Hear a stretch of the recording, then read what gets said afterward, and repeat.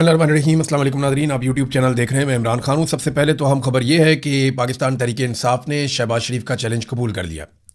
शहबाज शरीफ जिसको इस वक्त पाकिस्तान का वज़ीर आज़म बनाकर रखा गया है, पाकिस्तान तहरीक इंसाफ ने कहा जी ठीक है, 2018 के इलेक्शन की आप तहकीकात करवाना चाहते हैं तो करवाएं, 2024 के इलेक्शन की भी तहकीकात करवाएं और एक गैर जानिबदार तरीक़ेकार से यह होना चाहिए। वज़ीर आज़म की जानिब से 2018 के इंतखाबात की तहकीकात के चैलेंज पर रद्द-ए-अमल देते हुए तर्जमान पाकिस्तान तहरीक इंसाफ ने कहा कि हम शहबाज शरीफ का ये चैलेंज खुले दिल से कबूल करते हैं। इलेक्शन 2018 की गैर जानिबदाराना तहकीकात के लिए मुकम्मल तौर पर तैयार है। तहकीकात सिर्फ 2018 नहीं बल्कि 2024 के इंतखाबात की भी होनी चाहिए। 2014, 18 और 24 इन तमाम इंतखाबात का जामे जायजा लिया जाए। ये 14 में नहीं 13 में हुए थे। दूध का दूध और पानी का पानी हो जाएगा। 2014 में सिर्फ 4 हल्के खोलने का मुतालबा किया था। 4 हल्के खुलने पर संगीन बेज़ाब्तियां सामने आई थीं। उस वक्त की हुकूमत ने वसी तहकीकात से गुरेज किया था। 2018 के बाद इमरान खान ने हर हल्का खोलने की पेशकश खुद से की थी। अपोजिशन जिस हल्के की निशानदेही करती, पीटीआई हुकूमत उसे खोलने के लिए तैयार थी। 2024 के इंतखाबात में इंतखाबी शफाफियत पर संगीन सवालात उठे हैं। सियासी इंतकाम और उम्मीदवारों को जेलों में डालने के वाकयात सामने आए। ये तो बड़ा जुल्म है। एक एक पाकिस्तानी जानता है जो कुछ किया गया 2024 के इंतखाबात में। वो कुछ बार बार बताने की ज़रूरत नहीं है। बहुत सारे अब जो उम्मीदवार हैं पाकिस्तान तहरीक इंसाफ के, वो चैलेंज करना शुरू हो गए कि जनाब सबसे पहले मेरा हल्का खोल दें, 2018 का भी खोल दें और 2024 का भी खोल दें। वो जो सियालकोट से डार फैमिली है वो कहते हैं जी हमारा इलेक्शन खोलें, 2013 का भी, 18 का भी और 2024 का भी। हर कोई ये कहता है कि हल्का खोलें। मेरे ख्याल में जो सबसे बेहतर है वो नवाज शरीफ का हल्का खोल दे तो पूरे इलेक्शन का पोस्टमार्टम हो जाएगा। क्योंकि जिस आदमी के सर पे इन्होंने इलेक्शन लड़ा था, एक्चुअली ये सारा इलेक्शन पीएमएलएन ने 2 बंदों के भरोसे पे लड़ा था, एक फील्ड मार्शल आसिम मुनीर और एक नवाज शरीफ। कादी फायदी सा भी था उस वक्त। तो इन लोगों ने इलेक्शन लड़ा था इन लोगों के सर के ऊपर रख के, और सहूलतकारी का किरदार अदा कर रहा था chief election commissioner Sikandar Sultan Raja. तो ये नवाज शरीफ का एक हल्का खोल लें, दूध का दूध और पानी का पानी हो जाएगा। अगर नवाज शरीफ जो पार्टी का सरबराह है वो ही नहीं जीता तो फिर कौन जीता? फिर तो कोई जीत नहीं सकता ना। अगर नवाज शरीफ खुद अपना इलेक्शन अपने ज़ाती हल्के से यास्मीन राशिद के मुकाबले में हार गया तो फिर कहाँ जीतेगा? नवाज शरीफ ने 2 इलेक्शन लड़े, एक लड़ा खैबर पख्तूनख्वा में हज़ारा में, वो भी हार गया, और एक इलेक्शन लड़ा लाहौर में यास्मीन राशिद के मुकाबले में, वो भी हार गया। फिर नाराज़ हो गया। जब नवाज शरीफ साहब रुस गए तो नवाज शरीफ साहब को एक फॉर्म 47 जाली पकड़ा दिया गया। लेकिन वो फॉर्म 47 जाली जारी करने के लिए किया ये गया कि बंदोबस्त करके वहाँ से आरओ को ही तब्दील करना पड़ा, क्योंकि आरओ इतनी बड़ी धांधली के लिए तैयार नहीं था। सिर्फ नवाज शरीफ का हल्का खोले सब पता चल जाएगा। ईमान ताहिर साहिबा ने भी चैलेंज कर दिया। ये अटक से इनकी एमएनए की 2 सीटें हैं। अटक में वैसे एमएनए की 2 ही सीटें हैं और वो दोनों के अंदर ये खानदान बड़ा मकबूल है। वो कहती हैं चैलेंज है, सबसे पहले अटक के दोनों कौमी असम्बली के हल्कों के 2018 और 2024 के फॉर्म 45 अवाम के सामने रख दें। एक एक पोलिंग स्टेशन और एक एक वार्ड का रिजल्ट चेक कर लें। अगर सच जानना है तो फर्जी बयानात नहीं, असल रिकॉर्ड सामने लाएं। दूध का दूध, पानी का पानी हो जाएगा। आपने दीदा दलेरी से 2024 में अवाम का मैंडेट चोरी किया, अब वही बात कि चोर मचाए शोर। बहरहाल ये एक और चैलेंज सामने आ गया। ईमान मदारी साहब भी कह रही है, लेकिन मेरा फिर ये कहना है कि सबके हल्के खोलने के बजाय एक नवाज शरीफ का हल्का खोले। पूरे इलेक्शन में वही हुआ है जो नवाज शरीफ के हल्के में हुआ है, नवाज शरीफ की बेटी के हल्के में भी वही हुआ है, लेकिन नवाज शरीफ का एक हल्का खोले तो दूध का दूध और पानी का पानी हो जाएगा। नादरीन, आज़ाद कश्मीर के हवाले से सूरत हाल मैं आपके सामने रखता हूँ। कुछ लोग पाकिस्तान के बाहर से भी गए हुए हैं पाकिस्तान में, और वो कोशिश कर रहे हैं कि मुज़ाकरात करवाए जाएं। कुछ जो मकामी लोग हैं वो भी कोशिश कर रहे हैं, कुछ उलमा इकराम हैं वो भी कोशिश कर रहे हैं। फजलुर रहमान भी इस मामले में आए हैं, अचकज़ई साहब ने स्टेटमेंट दिया, कुछ और लोग भी आए। अब जो लोग इस वक्त मुज़ाकरात कर रहे हैं या बातचीत कर रहे हैं दोनों जानिब, उनसे कुछ खबरें बाहर आई हैं। मैं एग्जैक्टली आपको इसलिए नहीं बताऊंगा कि फिर वो उनको टारगेट किया जाएगा, उनकी कोशिशें जो हैं उनको भी टारगेट किया जाएगा। लेकिन मैं आपको ये बता देता हूं कि जितने लोगों ने भी दोनों तरफ मुज़ाकरात किए वो ये कह रहे हैं कि जो जॉइंट अवामी एक्शन कमेटी है वो काफ़ी लचक दिखा रही है बहुत सारे मामलात में। वो एहतजाज भी कर रहे हैं, मार भी खा रहे हैं, पब्लिक उनके साथ खड़ी है, लेकिन इसके बावजूद वो लचक दिखा रहे हैं कि ठीक है, हम बैठ कर बात करने के लिए तैयार हैं, हथियार का इस्तेमाल ना किया जाए, हमें गद्दार ना कहा जाए, जुल्म और ज्यादती बंद की जाए, और बैठ कर आप हमारे मुतालबात को सुने तो सही संजीदगी के साथ, और जो हमसे वादे किए हैं वो पूरे किए जाएं। अब जॉइंट अवामी एक्शन कमेटी जो है वो काफ़ी लचक दिखाती है, बातचीत करने में संजीदगी दिखाती है, लेकिन दूसरी तरफ जब एस्टेब्लिशमेंट के साथ जाके वो बात करते हैं तो वो बिल्कुल लचक नहीं दिखाते। मिलिट्री एस्टेब्लिशमेंट ने इसको एक मौके के तौर पे लिया हुआ है। उन्हें ये लगता है कि आज़ाद कश्मीर में जो रजीम के ऊपर उनका हमेशा से कंट्रोल रहता है, वो कंट्रोल उनका चला जाएगा अगर ये लोग सस्टेन कर गए। तो उन्हें ये लगता है कि ये जो आवाज़ें उठ गई हैं आज़ाद कश्मीर से और नौजवान इनके पीछे चल पड़े हैं, ख़वातीन इनके साथ चल पड़ी हैं, बहुत बड़ी तादाद में अवाम की ताकत, आज़ाद कश्मीर के अवाम, उनकी हमायत, उनकी ताकत जॉइंट अवामी एक्शन कमेटी के साथ मिल गई है। अगर ये अपने मुतालबात मंजूर करवाने में कामयाब हो जाते हैं या कुछ लेकर उठते हैं तो ये एक बहुत बड़ा ख़तरा बन जाएंगे। ये अपने बाकी मुतालबात भी पूरे करवाएंगे और हर तरह का जो कंट्रोल है मिलिट्री एस्टेब्लिशमेंट का, जिसके ज़रिए से आज़ाद कश्मीर के वसाइल पे काबू किया जाता है, वो एस्टेब्लिशमेंट का कंट्रोल कमज़ोर हो जाएगा। लिहाजा उन्होंने इसको एक मौके के तौर पे लिया है कि इनको मुकम्मल तौर पे कुचल दिया जाए। अब सवाल यह पैदा होता है कि आज़ाद कश्मीर में कितना बड़ा जुल्म किया जा सकता है। मैंने आपको बताया था कि 4 लोग ऐसे हैं जिनके बारे में लगभग ये कह दिया गया एक मीटिंग के अंदर कि इनको तो एलिमिनेट करेंगे, इनको छोड़ेंगे नहीं, इनको तो मार देंगे। और ये मुझे मेरे एक ऐसे सोर्स ने बताया जो बराह रास्त कहता है जी मेरी उन लोगों से बात हुई जो बातचीत कर रहे हैं। तो अब एस्टेब्लिशमेंट इसको ऐसे ले रही है कि क्योंकि आज़ाद कश्मीर में हमारा कंट्रोल हमेशा रहना चाहिए, लिहाजा ये कंट्रोल के रास्ते में एक रुकावट है जो मुस्तकबिल में और ताकतवर और बड़े होते चले जाएंगे।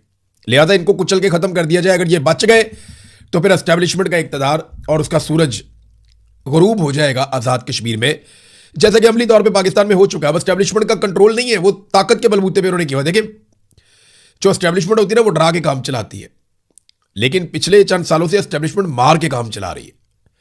ये टॉर्चर कर रहे हैं, गोलियां चला रहे हैं। इस लेवल तक एस्टेब्लिशमेंट नहीं आती होती और ये आखिरी हरबा होता है, आखिरी हल होता है। तो इसका मतलब यह है कि अब उनके पास ऑप्शंस बहुत कम है। वो गोली चलाने वाला ऑप्शन ही इस्तेमाल कर रहे हैं जो आखिरी ऑप्शन होता है। लिहाजा आज़ाद कश्मीर के लोगों को डटे रहना चाहिए मेरे ख्याल में अपने हकूक़ के लिए। और जो लोग मुज़ाकरात करवा रहे हैं उनको एस्टेब्लिशमेंट में दबाव डालना चाहिए कि आप बातचीत करें। देखिए अगर बातचीत के जरिए से आज अगर ये लोग 4 कदम पीछे भी चले जाते हैं ना आज़ाद कश्मीर के लोग, तो याद रखिएगा ये जो थोड़ा बहुत हासिल करेंगे ना यहीं से इन्हें ताकत मिलेगी और फिर ये लोग और ज़्यादा ताकतवर होकर वापस आएंगे। लेकिन एक चीज़ ऐसी हो रही है नाज़रीन जो इंतहाई अफसोसनाक है, बहुत तकलीफ देती है। देखिए आज़ाद कश्मीर से पानी आता है, बहुत सारी चीज़ें वहाँ से आती हैं, इसी तरह नीचे से गंदम जाती है। अब मैं कुछ वीडियोस देख रहा था, वहाँ पे नौजवान वीडियोस बना बना कर लगा रहे हैं, मुझे मेरे मोबाइल फ़ोन पे भी भेजी, मैंने वो देखी वीडियोस। वो जो रास्ते आ रहे हैं आज़ाद कश्मीर की जानिब, उनके ऊपर बहुत सारे ट्रक खड़े हैं, बड़े बड़े ट्रक हैं, वो भरे हुए हैं गंदम के साथ। तो जो गंदम लोग लेकर आज़ाद कश्मीर में जाना चाहते हैं वो ट्रक रोके हुए रास्ते में, दर्जनों ट्रक है। अब ये गंदम जाएगी मुख्तलिफ फ्लोर मिल्स के अंदर, वहाँ पे आटा बनेगा, शहरियों को दिया जाएगा, तो खुराक की किल्लत कम होगी। अब वहाँ पे खुराक की किल्लत पैदा हो रही है। बहुत सारी खाने पीने की चीज़ें जो है वो शहरी या मैदानी इलाकों से उधर पहाड़ों की तरफ जाती हैं, चाहे वो गिलगित बल्तिस्तान है, चाहे वो आज़ाद कश्मीर है। इसी तरह वहाँ से बहुत सारी चीज़ें नीचे आती हैं, जिनमें सबसे अहम जो चीज़ है वो पानी है, बिजली है, वो वहाँ से आती है। अब ये इंतहाई बदकिस्मती है पाकिस्तान की कि जो पहाड़ों पे बैठे हुए लोग हैं, जब वो अपने मुतालबे के लिए निकले, देखिए जो लोग सड़कों पे हैं वो अब 5% होंगे, बाकी सारे लोग तो सड़कों पे नहीं आते ना। हर घर में से एक आधा आदमी निकलता है, या हर मोहल्ले में से वो 2-4 बंदों को डिप्यूट करते हैं, ये 4-5 बंदे जाएंगे एहतजाज में, हमारी नुमाइंदगी हो जाएगी। सारे के सारे लोग तो नहीं आते।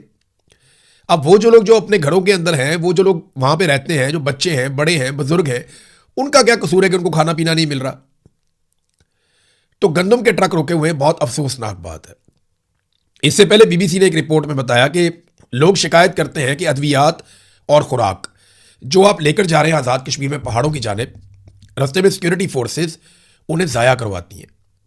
वो कहते हैं जी खुराक और अद्वियात ये 2 चीज़ें आप ज़ाया कर दें, ये आप आज़ाद कश्मीर में नहीं ले जा सकते। ये कितने अफसोस की बात है, ये दुख की बात है। उनकी सप्लाई बंद नहीं करनी चाहिए थी। ये सप्लाई बंद करके इन्होंने वो किया कि इसका जवाब ये कभी नहीं दे पाएंगे। कल को ये कहेंगे हमने तो नहीं बंद की थी, वो तो लोगों ने बंद कर दी थी, वो तो सिक्योरिटी का रीज़न था, ट्रक लूटे जा सकते, ये बहुत 100 कहानियाँ सुनाएंगे। लेकिन वहाँ पे इस तरह कुछ भी नहीं है, हमने नहीं देखा। वो पुरअमन लोग हैं, पुरअमन तरीके से अपना एहतजाज का हक इस्तेमाल कर रहे हैं।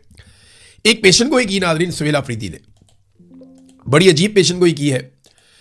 अब कुछ कहा नहीं जा सकता, लेकिन वो ये कहते हैं कि मैं पेशन गोई करता हूँ कि अगला बजट शहबाज हुकूमत पेश नहीं करेगी। यानी उन्हें लगता है कि शहबाज शरीफ की हुकूमत अगले साल नहीं होगी, वो हुकूमत ख़त्म हो जाएगी। अब पता नहीं सुहेल अफरीदी की हुकूमत अगले साल होगी या नहीं होगी। बहुत बड़ी बड़ी बातें जो हैं वो अली अमीन गंडापुर भी करते थे, लेकिन गंडापुर को जब भी मौका मिला उन्होंने मौका ज़ाया कर दिया। उन्होंने अपना एक इमेज बनाया हुआ था, एक बहुत ताकतवर और बहादुर आदमी वाला, लेकिन जब कभी गोली खाने का मौका आया या सामना करने का मौका आया तो अली अमीन गंडापुर साहब ने अनफॉर्चुनेटली जो अपने मुंह से कहा कि पहली गोली मैं खाऊंगा, वो वहाँ से चले गए लोगों को छोड़ के और लोगों ने गोलियां खाई।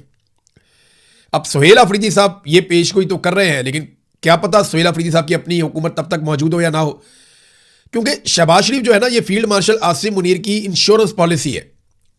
फील्ड मार्शल को इतना वफादार वजीर आजम नहीं मिलेगा, इतना अच्छा अर्दली उसे कभी नहीं मिलेगा फील्ड मार्शल को।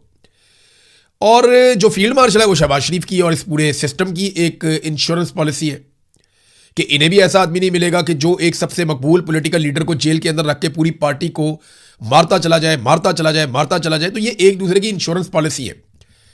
अगर तो सुहेल अफरीदी के पास ऐसा कोई आइडिया है कि ये आपस में लड़ने वाले हैं या ऐसा कुछ है कि इनका खात्मा होने वाला है, तो फिर तो वो पेशगोई कर सकते हैं, वरना मुझे नहीं लगता। या हो सकता है सुहेल अफरीदी के पास कोई ऐसा आइडिया हो कि बहुत बड़ी एहतजाजी तहरीक वो खड़ी करने जा रहे हो, मुमकिन है, लेकिन अभी कुछ कह नहीं सकते। नाज़रीन, पाकिस्तान तहरीक इंसाफ ने एक अच्छा काम तो किया बलूचिस्तान में। बारंग बलोच साहिबा की मर्जी के खिलाफ जो वकील उनके वकील के तौर पे सामने आया था, जिसे सरकार और एस्टेब्लिशमेंट लेकर आई थी, उसका नाम है इकबाल शाह एडवोकेट। ये पाकिस्तान तहरीक इंसाफ का लॉयर्स विंग का सदर था बलूचिस्तान का पहले। तो तहरीक इंसाफ ने इसे डिसोन कर दिया है, बाकायदा इस पर स्टेटमेंट जारी किया। इलेक्ट्रॉनिक और प्रिंट और सोशल मीडिया एक्टिविस्ट को इतला दी जाती है कि इकबाल शाह एडवोकेट को पीटीआई से फारिग कर दिया गया है, लिहाजा इसके नाम के साथ पीटीआई का नाम ना लिखा जाए। पीटीआई के ओहदेदारान, मेंबरान, कारकुनान और सोशल मीडिया ग्रुप्स के एडमिन इकबाल शाह एडवोकेट को तमाम ग्रुप से फौरी तौर पे रिमूव करें। यानी जिस जिस जगह पे ये मौजूद है, किसी व्हाट्सएप ग्रुप में, किसी और जगह पे, जहां जहां ये शामिल होता है पाकिस्तान तहरीक इंसाफ के फैसलों में और दीगर चीज़ों में, इस आदमी को फौरन निकाला जाए। क्योंकि इमरान खान साहब ने बारंग बलोच और बलूचिस्तान के अवाम के हुकूक के साथ खड़े होने का कहा था, और जब उन पर मुश्किल वक्त आया तो किसी और वकील ने अपने आप को पेश नहीं किया, ये इस वकील ने अपने आप को पेश किया। लिहाजा पाकिस्तान तहरीक इंसाफ ने इसे डिसोन कर दिया, इसको बाहर निकाल दिया। नाज़रीन, आलमी मंडी में तेल जो है वो अब टके टोकरी हो गया है, लगातार उसकी कीमतें नीचे आ रही हैं, लेकिन अवाम को उसका बेनिफिट नहीं मिल रहा। नाज़रीन, इस वक्त जो तेल की कीमतें हैं वो जंग शुरू होने से पहले जो तेल की कीमतें थी उससे भी नीचे आ गई। यानी आप यहां से अंदाजा करें कि कितना बड़ा एक डेंट पड़ा है तेल की कीमतों को। यानी जब जंग शुरू हुई थी उस वक्त जो तेल की कीमतें थी उससे भी नीचे आ गई। लेकिन पूरी दुनिया में तेल की कीमतें ऐसे नहीं बढ़ाई गई जैसे पाकिस्तान में बढ़ाई गई। ना अमेरिका में, ना ईरान में, ना गल्फ में, ना हमारे हमसाये ममालिक में, ना इंडिया ने, ना बांग्लादेश ने, ना श्रीलंका ने, किसी ने ऐसा नहीं किया जो पाकिस्तानी अवाम के साथ शहबाज शरीफ ने और आसिम मुनीर साहब ने किया तेल की कीमतों में। अब जब पूरी दुनिया में तेल की कीमतें कम हो रही हैं, तो ये पाकिस्तान में तेल की कीमतें कम करने की बजाय बहुत थोड़ा सा जो है वो इन्होंने चेंज किया है। यानी जितने बड़े पैमाने पे इन्होंने तेल की कीमतें बढ़ा दी थी, इमरान खान के दौर में 150 रुपये लीटर था, आलमी मंडी में उस वक्त $100 से भी ऊपर प्राइस थी, तो आज ये $73 के करीब पहुंच गई है। यानी इतनी कम कीमत हो गई है आलमी मंडी में, तो ये इमरान खान के दौर को टच नहीं कर पा रहे, बल्कि अभी भी उससे दुगने पे खड़े हैं। ये आलमी जरीदे ब्लूमबर्ग की रिपोर्ट के मुताबिक तेल की कीमत लगातार गिरती चली जा रही है, और जितनी भी आपको रिपोर्ट्स आ रही हैं हर जगह पे तेल की कीमत नीचे जा रही है। तमाम ममालिक रिलीफ दे रहे हैं, लेकिन पाकिस्तान के अंदर किसी किस्म का कोई रिलीफ नहीं है, क्योंकि पाकिस्तान के हुक्मरान जो हैं, फील्ड मार्शल आसिम मुनीर या शहबाज शरीफ, वो ये समझते हैं कि लोगों की जेबों से पैसा निकलवाने का ये एक बेहतरीन जरिया है कि आप तेल के ऊपर लेवी लगाएं, आप इजाफी टैक्सेस लगाएं, आप IPPs की जो कैपेसिटी पेमेंट्स हैं उनकी मद के अंदर बहुत ज़्यादा पैसा कौम से वसूल करें, बिजली का यूनिट 4 गुना महंगा कर दें, गैस का यूनिट 10 गुना महंगा कर दें। ये इन्होंने पाकिस्तानियों के साथ एग्जैक्टली किया है। इसीलिए तो सारी गैर मुल्की कंपनियां पाकिस्तान छोड़ छोड़ कर जा रही हैं। लोग अपना सरमाया पाकिस्तान से निकाल कर भाग रहे हैं, और कोई और सरमाया लाने के लिए तैयार नहीं है, क्योंकि पाकिस्तान में इंसाफ ही नहीं है, निज़ाम कानून है ही नहीं, अदलिया आपको इंसाफ देती नहीं है। नाजरीन, अब आखिर में एक खबर आई है अमेरिका से। अमरीकी सेनेट ने डोनाल्ड ट्रंप के हाथ